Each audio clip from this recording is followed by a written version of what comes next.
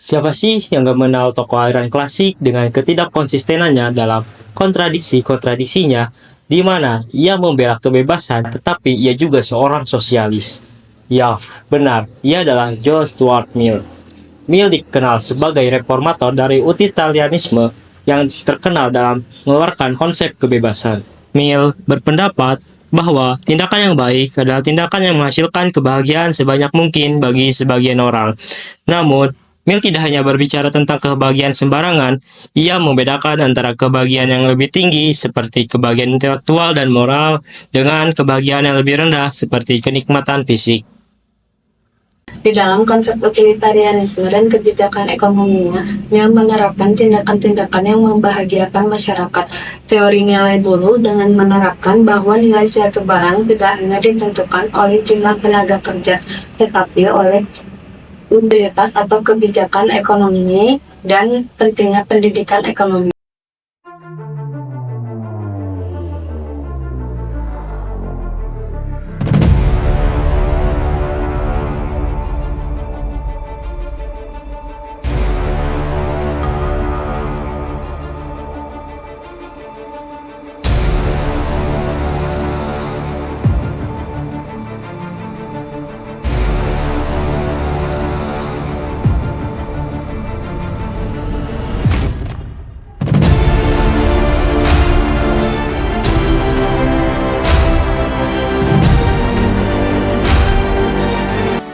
John Stuart Mill lahir di Fentonville, London, Inggris pada tanggal 20 Mei 1806.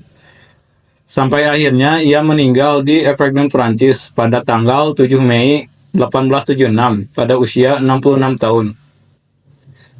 Ayahnya, James Mill, merupakan seorang sejarawan dan akademisi ekonomis sekaligus pengikut Jeremy Bentham.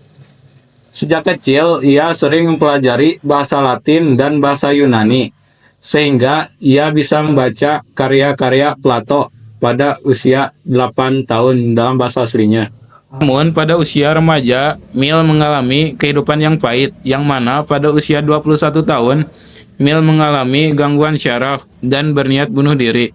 Sampai akhirnya, Mill pulih kembali dengan wanita yang mempengaruhi dalam kehidupannya dan yang membawanya ke arah aliran sosialisme, yaitu Harriet Taylor.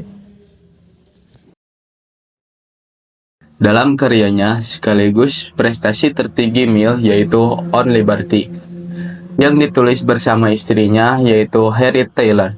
Karya ini membahas tentang hakikat dan batas-batas kekuasaan yang dijalankan terhadap masyarakat ataupun terhadap seorang individu. Mill mengatakan secara tegas bahwa kebebasan tidak berlaku ke semua masyarakat ataupun seorang individu, terutama yang merugikan orang lain, yang lebih dikenal sebagai harm principle. Ia juga dalam bukunya menulis pemberdayaan perempuan dalam The Subject of Woman.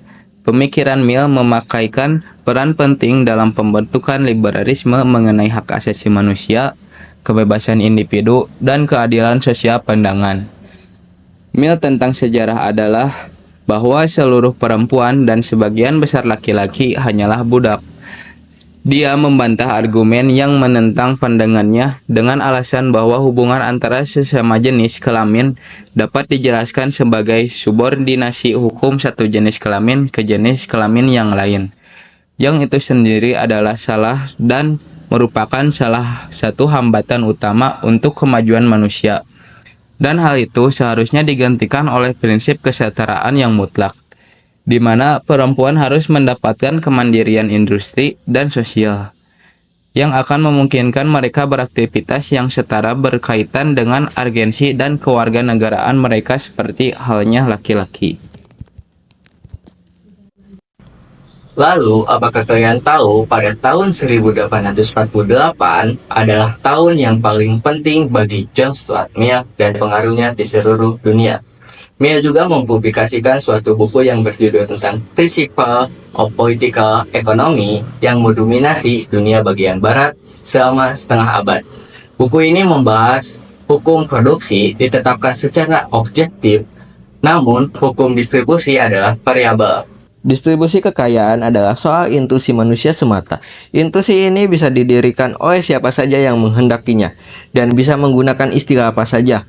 Hukum produksi cenderung bersifat objektif dan universal, mengikuti prinsip-prinsip ekonomi yang berlaku umumnya. Misalnya, semakin tinggi permintaan terhadap suatu barang, maka harganya akan cenderung naik. Sebaliknya, hukum distribusi jauh lebih dinamis dan dipengaruhi oleh beragam faktor, termasuk sistem politik, kebijakan pemerintah, serta norma sosial yang berlaku di suatu masyarakat. Bagaimana kekayaan didistribusikan sangat tergantung pada institusi manusia yang kita bangun, seperti pemerintah, perusahaan, dan organisasi sosial. Oleh karena itu, distribusi kekayaan dapat bervariasi antar negara dan berubah seiringnya berjalannya waktu.